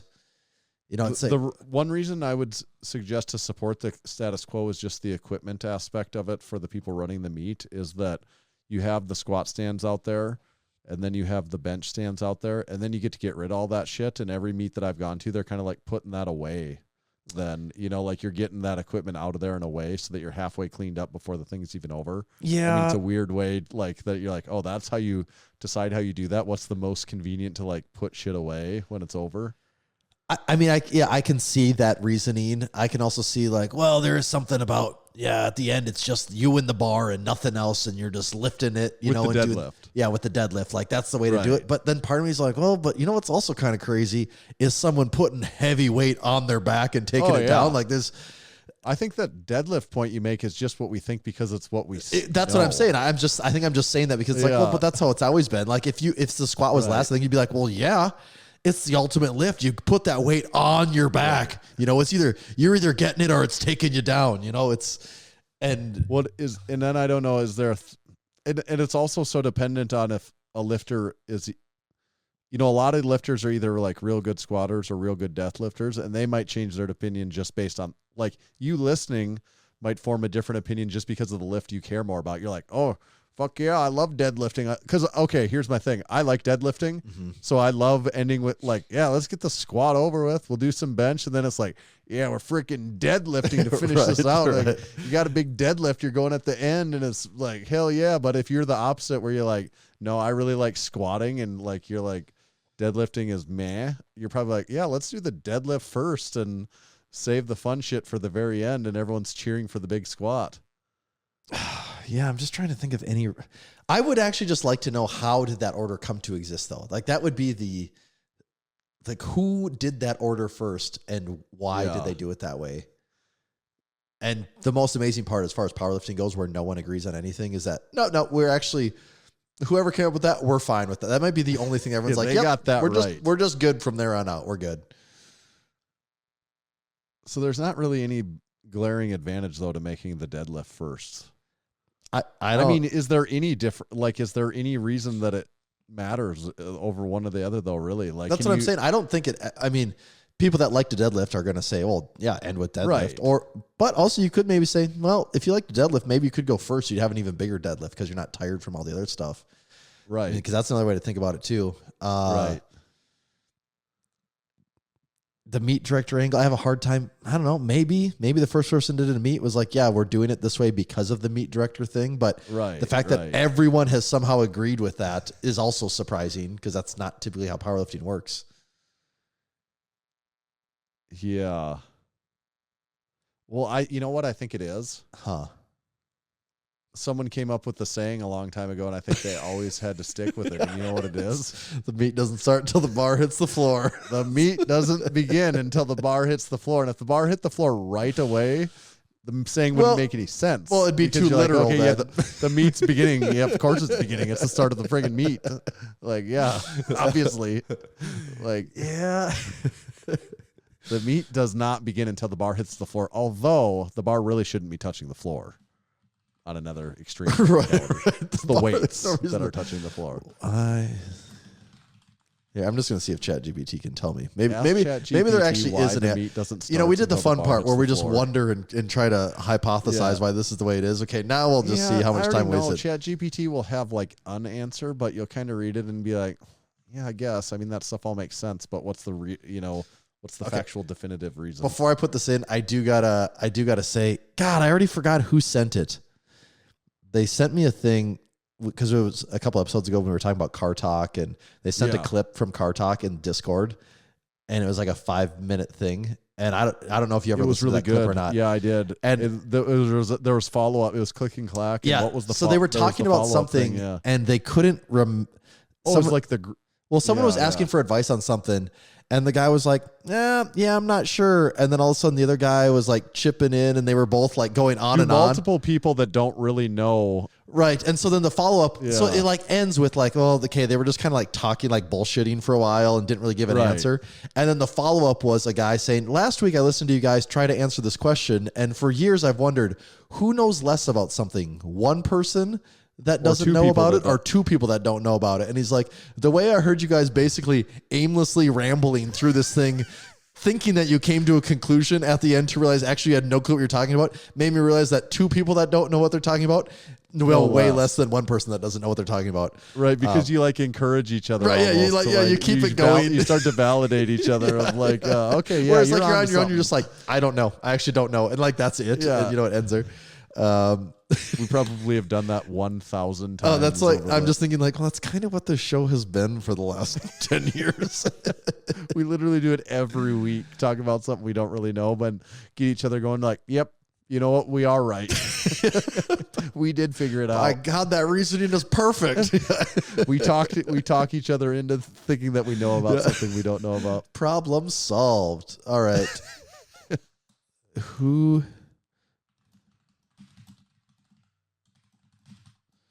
So ChatGPT's kind of give me the generic. The order squat first, then bench and deadlift last is a long-established standard because it's based on a combination of historical precedent, safety, and performance. I don't know why that order matters for safety. Right. It says athletes perform the squat when they're freshest because the squat is highly technical. This lifting requires precise judging. It's like, well, okay, but that shouldn't be a reason that you have to do it first. It is arguably more technical than the deadlift, though, I guess. Like, I could see you're fresher. So, for safety, is it safer to squat first when you're fresh than squat last when you're most fatigued? But at a certain point, it's like, really, is that the reason they came to that for that sport? Yeah. This says, though, that, okay, and then I say, why did it come up with this order? And it says... Oh, I know why. I actually know why. There's an equipment apparel company out there with the name that they had to keep it this way because SBT existed, and they're like, we have to do it in squat, bench, deadlift because there's the company. Their SBT. whole brand message would be totally messed up if we DBS. Yeah, would be Dragon Ball C. That's why. That's exactly why for that comfort. Like, we don't want their knee sleeves to be made obsolete overnight. This does say, though, I say, why does it come up with that order? And it says the sequence evolved naturally during the formative years of powerlifting in the 50s and 60s. Early competitions, often featuring a mix of odd lifts, gradually narrowed down to the 3 lifts we know today. Organizers found that doing the squat first when athletes were freshest, bench second, and deadlift last to minimize fatigue-related risks worked best for the fairness, safety, and judging. I still am like, I don't know. It says the standard was later solidified in the national competitions, such as those organized by York Barbell under the figures like Bob Hoffman. But again, it doesn't answer why that people just stuck with that. I knew that was going to be ChatGPT's answer. You know, that it's just like, well, you're not going to disagree with anything it says, but you're also going to be like, oh, give me a hard, you're like, I want the answer, and it doesn't really have that necessarily. But it's hard also for it to give a reason for like, why has everyone just been in agreement? Why did that one fed that no one knows about change it? I would say I can't make a good enough. I would want to be 51% confidence in order to switch it. Mm-hmm. And I can't say I would have that confidence to switch to make the deadlift first. Yeah. Yeah, I don't think it's broke, but it is just, as far as foundational to what the actual sport is, it might be the most thing that there is agreement on in the entire sport. Yeah. So maybe the title of this episode could be something like the one craziest rule in powerlifting. The one rule in powerlifting nobody breaks. Yeah, actually. And that is the truth. No one breaks that rule. Yeah. No one goes out of order. Great. I only had to listen to an hour and 25 minutes till I got to the title of this podcast. I hated everything they said up until this point and didn't want to listen to a second of it. I was looking for some hard-hitting facts. Yeah. I have to listen to all this banter and get to here. I was only going to click to that spot. If you would have had a timestamp, I would have listened to them talk about this for 7 minutes, and then I would have shut this off. Really? That's how you listen to a podcast? That's content, baby. That's how the world works. Yeah. Let's be real. You didn't have anything else to do with your time. That's true. What else do we got this week? Anything? What's on the old list here? What's Knehab? I need an update on Knehab. We haven't talked about that for a long time. Oh, boy. I haven't talked about my Knehab whatsoever on the podcast for a long time, and that was intentional for a while. And now it's just been because I haven't talked about it so long that I continue to not talk about it. But so you know most of the story. Yeah, I'm trying to think even, did we because things were going very bad for a while. And we never talked. That's why I wasn't talking about it on the podcast because it was going so poorly. Oh, okay. So we talked about it offline. Okay, I couldn't remember if we addressed any of this. Yeah, because you asked me about it, and I'm like, yeah, no. So I'll try to keep this as short as possible, which I don't always do a good job of, but had my knee surgery. The first 11 or 12 weeks, things were going well, really well. Just like the last knee surgery, right? It was just right on track with the last one. Everything was going good. Going to my physical therapy, everything going good. Something happened right at the 12-week recovery mark where, and by going good, I guess at the time, going how they should. I was getting some balance back. I still wasn't able to run. I was actually just starting to do like some little hops, and I was like going to be progressing into be able to doing a little bit of jogging soon, and like maybe like some short box jumps and stuff like that, and continuing to do my deadlifting and squatting where I just add 5 pounds a week, that sort of thing is all going as it was supposed to. My knee didn't feel good. It felt like a freaking repaired knee that I was getting better. And even now, so then something happened. There wasn't an acute incident. It wasn't like I slipped on the ice, or it wasn't like I jumped and landed or fell. I wasn't having a fall. I couldn't even pinpoint the exact moment in time. I could pinpoint within a couple days where I just all of a sudden was like, oh, what the frick is going on? Like I was this just a little before we left for California? Is that kind of when it was? It was right before you came to Aberdeen when we filmed. Oh yeah, that's right. My home gym. Yeah, it was and the dumbbell beginning rack of that week. That's right. Yep. Yeah, because like that day that we were here, like I'm pretty sure the next day is when I called to get a doctor's appointment because I'm like, no, something is way off here. Like, so it was like 3 days prior to that. I just was like walking at work, and I had like a really bad instability moment where I'm like, my knee, like at terminal knee extension, just walking was like caving backwards, and I'm almost like, whoa, like I almost fell over just because my knee lost so much stability. And I'm like, man, I haven't had that feeling in like 8 weeks, or since I was just very first starting to be able to walk on it and stuff. And I'm like, wow. And then it just was like progressively getting worse. To the point where I'm like, oh, it's getting more painful. I'm getting these really weird swelling, like exceptional swelling that I haven't had for a while. And really the biggest thing is not really the pain that bad, but it's just my lack of stability. I was all of a sudden not able to do the stuff that I'd been doing at physical therapy for weeks. I was like going and like balancing on my one leg. I'm like, I literally can no longer do this. I was just crushing this, and it felt like it was getting better every week. And now I honestly felt like I regressed 2 months in my recovery process. I'm like, oh my God, what is going on? So I got a doctor's appointment and went in, and he's like, oh, it's too early to be able to get another MRI because post-op, it doesn't give you a clear picture. He didn't really want to. And I had a real concern that my ACL was essentially that it didn't hold, it didn't work, that my ACL was torn again. And actually I'd talked myself into this a lot because I was just I couldn't walk anymore. It was getting noticeably worse. My limp was getting terrible. And I just your hip was starting to hurt. Your limp was getting so bad. Yeah, because my limp was getting so bad, and he looked at it and looked at some things, and they do their testing, their manual manipulation. He's like, no,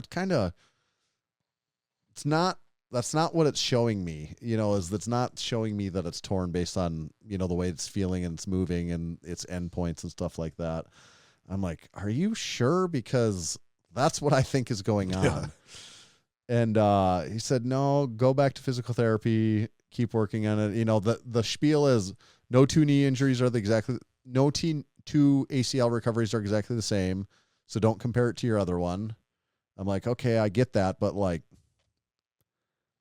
I know I'm saying this didn't happen last time, but not in fairness, not comparing it to the other one, but like something's really weird, something's way off, even regardless of the comparison to the other one. And he's like, talked about that stuff. But I just went back at it, and I had no confidence. I was like, something is not right. And I was going through physical therapy and all this shit, and it was just like almost getting worse at times. I'm like, nope, something is way wrong here. I don't know what it is. So I went back and I'm like, you got to look at this. He's like, okay, let's do an MRI. So we do the MRI. I get the results the night before because I can log into like your hospital portal thing and I can look at them, which I did last time too. And I'm reading the report and I'm like, my ACL is not torn. There's some other stuff that I can't quite pinpoint on this report what's going on. But I go into the doctor's appointment the next day and he's like, yeah, your ACL actually looks awesome. It's like way ahead of where we it has I don't know if the right word is ligamentized. That might be the right word, but my graft was not a ligament, it was a tendon they pulled out of my hamstring. So once that goes in there, it takes a while to actually turn into a ligament again. Which I remember you saying this. I did not realize that's how that worked, which is crazy. Right. But my body had accepted it and it was like done. It's like is a ligament. It did what it's supposed to faster than it oftentimes even does. So he's like, we feel really good about that. There was some other stuff going on, like where they graft, they leave just a little bit of the old one, and might have been something going on with that, or maybe like a meniscus root issue, or basically it's not my ACL. It could be other things. They also, even to this day, part of it could be, it's relatively rare, but sometimes with like athletes or people doing more active things, they can get their ACL torn and they get it repaired. But even with the ACL doing what it seems like it should be doing, they still don't regain the stability in their knee that someone's supposed to have. Oh, really? Just because something else is off. And in which case they'll go in and, as far as I understand it, they put an extra ligament on the outside of your knee that doesn't normally exist. Kind of like a permanent brace. Yeah, like that is what it is, because it's like your ACL's good, but your knee, it's not supporting your knee the way that it's supposed to still. Yeah. So they'll add that extra ligament. So that's possibly something that people do at times. But said keep going to physical therapy, whatever. Hopefully it's getting better. And it is getting better now. All right. I'm getting back to, I don't know if I'm quite, I'm almost back to where I was at like 11 or 12 weeks Which now. is weird because like that's just been right now. Was that been like 2 months now, almost a month? Yeah, I'm at like 17 weeks, 18 weeks, something like that now.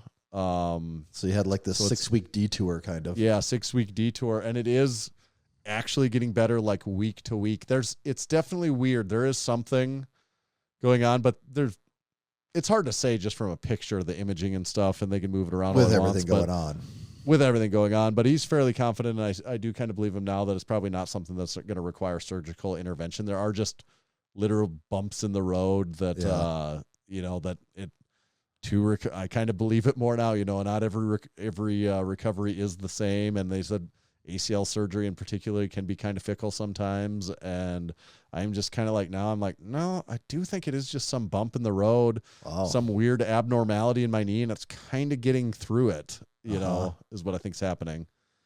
Jeez. Okay. So yeah, I think last time we talked about it was probably 2, maybe 3 weeks ago, and you're like, yeah, it's not the worst of the worst, but it sounded like at that time you'd really turned a corner. Yeah. Yet, so I'm more optimistic now. What I would say over like this week and this last couple of weeks, I feel like I'm kind of rounding a corner again. Actually, is the words I've been using in my head that I'm like, I feel like I'm kind of rounding a corner on this again. That's good. You want to bring your best package to the Arnold because there's nothing that beats you down more than a week at the Arnold. That is true. That is true. I do want to bring one other thing I never mentioned about it. Talked about this from the Arnold years ago when I had it. I got gout one time. Yep. Well, when we went to our California trip, I got gout just before we left again. Yeah. And I'm like, ultimately that maybe had been making my knee joint a little odd too, because the first time we had it, I had it like just in my ankle on my right foot. Yeah. And it was debilitating when I got it that time. This time I had it in like 6 joints, but like random 6 joints. It was like my left wrist, my right ankle a little bit, my left toe, and so you think like a couple maybe different your knee too, though. Yeah, and I'm like, well, maybe it's kind of messing up my knee a little bit too. This gout, little gout episode. Gout is so stupid, and I still don't honestly totally get it, but yeah, sounds like something you don't mess around with. No, so but that could have possibly, we talked about that. I'm like, do you think that has any effect? He's like, oh, it's not impossible, but so that could have been something too. But gout is so lame. Do not get gout. You're gonna have a bad time. You're gonna have If you want to have a bad time, get some even just moderate gout. But great. And I hadn't been talking about it for a while because I was kind of a Debbie Downer on it. So I'm like, yeah, I don't need to talk about this more. Yeah. To make myself feel more right. Mad about I get it. Yeah. I'm kind of down on this. I don't need to just sit around and talk about how down I am get on the this. pity right party now. going. Yeah, right. I don't want to do a pity party. I'll kind of ignore it for a while and see what happens. And thankfully, I do think it's good now, and recovery's going good, and my lifting's going better too. Subsequently, I deadlifted 365 for 3 sets of 10 today. Mm-hmm. That was good. This last week I squatted 195 for 5 sets of 10. Nice. And the squat is weird. It just doesn't.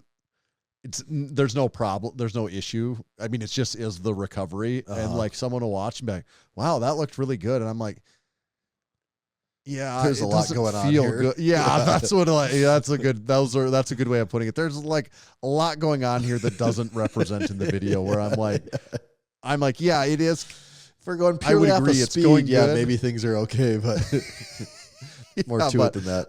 I promise every second of every rep is a challenge. Right. And that's, I'm increasing the weight in a way that I always want it to be challenging. And I don't want to just, if I go in 1 week and I'm like, well, that was nothing. RP7, better up that next week by 40 pounds. That's not, yeah, right. So it's going like that it should, but it is just a biatch. Mm-hmm. the biatch of it. But I do feel like I'm rounding a corner and kind of man, this week it's funny. He said, "Oh, do a little trot. Can you try trotting?" And I hadn't made that motion in over 4 months. Yeah. And I'm like, show me what you mean by, I was like, show me what you mean by trotting. And then he did. And I'm like, okay, yeah. And then it took me 5 seconds until I'm like, okay, yeah, I guess I can do that. But there's literally it'd probably be someone that hasn't ran in 30 years. And you're like, go run a little bit. Yeah. You'd be like, running. Okay. That was the thing I have done before. Yes. So it's going good. That's Stay tuned good. for more updates. I was hoping that updates. that was what you were going to say, because it had been a bit since we had mentioned it. We have a lot of big trips coming up too. So I was having a bum knee was not going to make them better trips. No, not at all. The stickers are in for the Arnold. Sweet. So if you came to the Arnold, you definitely got one of these probably. The Arnold Bathroom Survivor sticker. Every step is an adventure. Yep. We really upped the sticker this year. I think it's really that is good. I like it a lot. really a good one from last year. Okay. Anything else this week? I think that's everything. We covered a lot of different stuff. We did. Covered so much, but at the same time, so little. It's the paradox it's the Massenomics podcast paradox. The lifting podcast about nerfing. Well, maybe we can save this. You did get some exciting new items at the gym too. Yeah. Okay, I do just want to talk. We'll talk about one thing. That the gym's got a bunch of new stuff, but I'll talk about one thing. How long have we been recording? Okay, well, I got time for this, and then we'll shut it down after this one. The Nathan Hawley Thomas Inch dumbbell replica that we got, I ordered these from the UK. Nathan Hawley is a big grip guy. He makes a whole bunch of cool grip stuff. He has his Hawley blobs, which look just like the half of a York Roundhead, the actual blobs that we have and that most people use, except he just makes them. It's not a broken dumbbell. He makes Hawley blobs. And the quality on all this stuff is top notch, right? Really, really nice. Yeah. And actually, Big Brian in Aberdeen, South Dakota, such an odd. This is the craziest part of the story. Yeah. So there's some people that are already Thomas Inch dumbbell replicas. Oh, that's kind of weird. Who would have those? But yeah. And before you even bought them, you got to test some out. Yeah, I got to test them out because Brian, who we've done Highland Games with before in Aberdeen, and he's our man on the inside at the post office. That's come up over the years on the podcast if you've listened closely. But he now has 3 Nathan Hawley Thomas Inch dumbbell replicas because they make them in the real Thomas Inch is 172 pounds. I think it's 78 kilograms by the real, I say the replicas of the actual thing. initial Thomas inch. For anyone that doesn't know, the inch isn't a unit of measurement as it relates to the what is dumbbell. that? That's like the guy's. I think it's the guy's name or something like that. And for people that have no clue what you're talking about, yeah, Thomas inch dumbbell is a dumbbell with a real big Coke can diameter handle and then 2 big, heavy, solid cast bells on the end of it. And like the actual one weighs 173 pounds, whatever. I mean, when you Google it, it like comes up. It is that stereotypical old school strongman, big looking dumbbell thing. Like that's and it's a grip implement. You know, it's a test of grip. The test is to pick it up with one hand, and if you can do that, you can successfully lift it. You know, pick it up to lockout would be successfully lifting an inch dumbbell, and the full weight inch would be a very heavy dumbbell. You know, not a ton of people can do that. You got to be pretty into grip or have be a predisposition to just being really good at, have huge hands, that sort of thing, and maybe you can do it. But Nathan Hawley makes some of these different increments, and Brian actually has a couple of them. He has 3 Nathan Hawley ones. He has a Slater one, a different brand, and then he had a third brand, I think is like Gods of Grip or something like that. So I got to go try them all, and I'm like, crazy that this guy in Aberdeen has all of these. Yeah. So I'm like, these Nathan Hawley ones are really nice. Like so that one did stand out to you out of all of them as being. Yeah, they're awesome. I just really like the look of them, and I messaged Nathan Hawley on Instagram, and he was really responsive, and good dude. I'd give him a good dude for sure. And Brian wanted to order another one, so I'm like, oh, we'll order these together because Brian already had the 64 kilo. That's what I got for the gym as a 64 kilo. Brian wanted the next one up, which is like 70 kilo. 140? Yeah, man, I think mine actually weighs in at 65 kilos, so it's 143 pounds. Okay, yep. And you said the real deal. What's the real deal? I think 178 kilo. Okay, it's like 170 something. Yeah. So Brian wanted the 70, and I got this one, and they get shipped from the UK, so they're not, and they weigh 150 pounds each, so they're not inexpensive to ship. So we ordered together so we could save a little bit on shipping. At that point, you couldn't afford not to order them. We couldn't afford not to. Shipping's at such a discount there. So I got the 64, and I didn't even know if I could do it for sure or not, because Brian had the 64 in his gym. He also had a lighter, like he also had the 60, and I could do the 60, but in his unheated gym, kind of without really warming up. The 64, I'm like, oh, that was kind of hard. I could like lift it off the ground, but it was, I'm like, I don't know if I can really do this. But now we have it, and I could, I can do it. I can do it for a few reps on each hand. I can pick it up every single time that I try, pretty much. So now you need a bigger one, is what you're saying. Well, and so the other thing, I wanted to see how a bunch of the guys at the gym that like that sort of stuff or like messing with it, how do they do? If no one could pick it up, right? I'm like, I'll get the one lighter. Yep. If everyone can pick it up, I have justification for a heavy one. And so here's the thing. Your brother Ryan picked it up. I can pick it up. I saw Big J pick it up. Big Haas is a new guy, can pick it up. Yep. Tom can pick it up. Caden can pick it up. Austin. I like also the fact that everyone you've named so far is like 6'2", 260 plus pounds. That's what I was going to say. I believe, and some guys haven't been able to pick it up, like Sergeant Anderson. Today couldn't with just a little bit of trying. I know, like and Larry Ryan's couldn't. Strong. Yeah, and Larry's strong, obviously. Oh, Larry couldn't get it either? Larry couldn't really? get it. Oh, wow. And I do think it wouldn't have to be this way because we're a bunch of people that don't really train grip that much. Yeah. We're just people that are strong in the gym. But I think I'm the lightest person that's picked it up. Really? I'm technically, quote unquote, the smallest person that's picked it up because everyone that I've seen pick it up is over 250 for sure. Most of them are like 300 pounds or more. Closer to 300. With enormous hands. Yeah.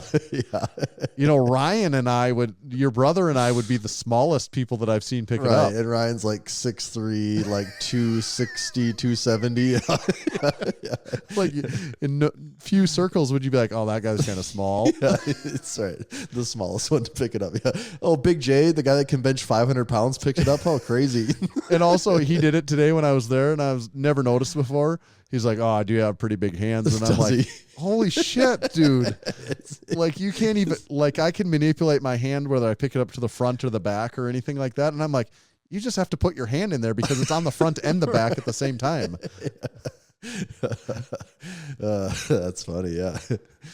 So I do think, you know, you can obviously train grip and get way better at it. Mm-hmm. You know, training at it, you're going to improve, you're going to get better. But there is a component to that, almost unlike even the other strength training disciplines where I'm like, you are just predisposed to being good at that. And it makes sense though. I mean, if you have a couple more inches to wrap on that thing, you know, you're playing a different game. You really are. Everyone likes it though. There is an element of this thing when you walk in and see Just it there. a cool it's like, factor. what is that? So where's this sitting at? Where is this at? It's underneath one of those little side dumbbell racks with all of the blobs. So to the right, is that where? So it's right where all the grip stuff is. Okay. Actually. Like all the grip trainers are on the wall there, and then the blobs are on the floor, and it's right next to the blobs. But so now I want a heavier one. Now I want the 70 kilo. Okay, so you said what? You got the 64 kilo? I got the 64. Yeah. God, I'm just looking here. He makes them up to 120. Could anyone lift that? I don't know. Maybe Brian Shaw or something can, but I'm not sure. Yeah. I'm not even sure though. You know, that's like almost, that would be wild. All right, but 70. So 70 is the right jump. 6 more kilos. That's enough. The next one after that is the 78, I think. Yeah, which it is is the one, and I'm like that. You get that, and there's just like five guys that just do it. Well, I actually don't know that I would ever be able to do that. Right, that is a lot, though. That's yeah. I'm not positive I can do the 70. So if you get the 70 and there's like 5 guys that can do it, do you get the 78? Oh yeah, if I get the 70 and you will reward them with like this. Just a couple of us drop off, I would get the big one then at some point too. Because I just also want to see. I'm like, okay, who can? That would be really crazy if there was some guys, like multiple guys that could do it. Because there's some guys picking up this one. Like Big J picked this one up. Like he's just grabbing a 20-pound dumbbell. I mean, he said like, "Oh, it didn't feel too easy," but I'm like, you watched him. He like just tried it for the first time. He didn't even put chalk on his hands. Oh, and really? So it really was casual. Yeah, I mean, he was trying, but I'm he wasn't making a big ordeal about it. He no, wasn't I'm chalking up and going. I already know he can pick up this. Like if I'd be he might have to try hard to pick up the 70, but I'm pretty sure he could do it.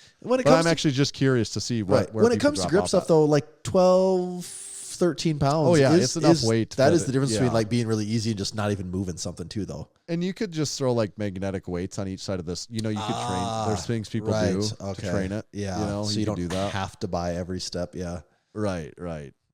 But I also just love the way it looks now after seeing it, and I'm like, yeah, I want more of these because that is the way that Massenomics Gym is, where we're gotten to the point where I'm like, I just want freakishly cool things that people are like, whoa, what is that? It is I mean, they are cool. Looking at pictures here, it is a cool thing to have in the gym because you don't see these ever. It is almost unresistible to go try it though too. Like you can't. You just call in your name. It is name. impossible to not want to try it. Like I'm not cool. saying you would want to go try it every single day, but I think it. I was also thinking it might be a fun thing where I make a little sign above where it goes, and I say, anyone just joining the gym, if you can pick this up, you get 1 month free membership. That sort of thing. You know, where it's a little test. Like every time there's a new member, bring them over there and be like, and if you pick this up, you get your first month free. Yeah, that would be cool. And then also just to see the people that just do pick it up easy, like Big Haas. He just joined the gym a couple months ago, but he's like 6'5", 330. You know, Well, his name's never Big really Haas. Of course he is. He never really lifted before, but he's absolutely enormous, and he could just pick this thing up without trying. Didn't you say he also does construction for a living too? So yeah, he works with Larry. Yeah, well, of course, he works with Larry. Yeah, you're not gonna say any more there. Old bastard.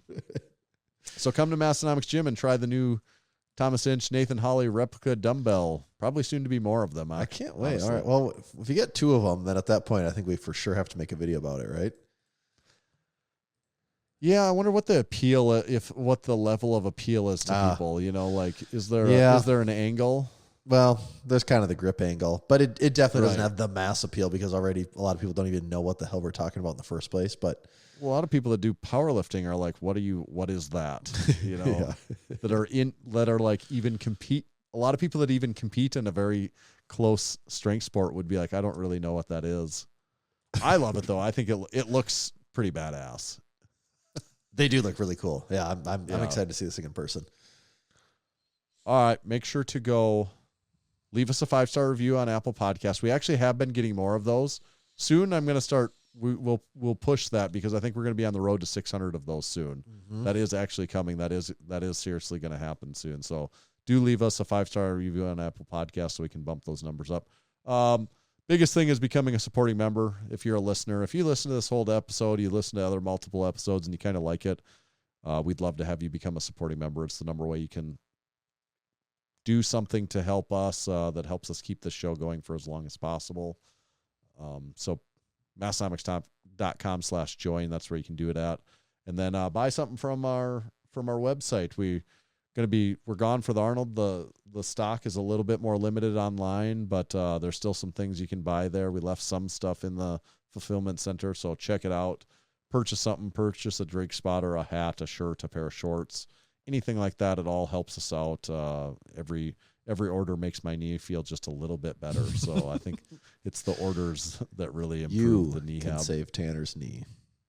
Yeah, and then the YouTube channel is our other big thing. So our most recent video was the pull-up video, the pull-up tutorial video with Marissa Inda.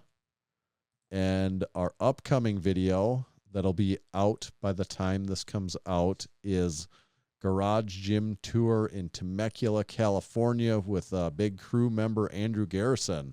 A very cool home gym setup that he's got in his garage that you're not going to want to miss.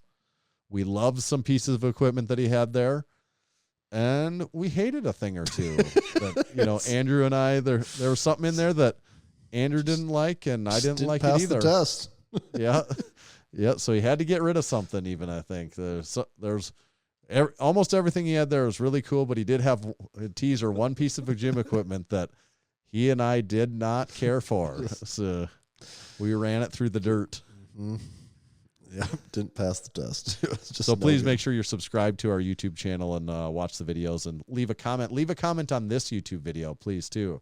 Let us know what's one rule about powerlifting you would change. Yeah.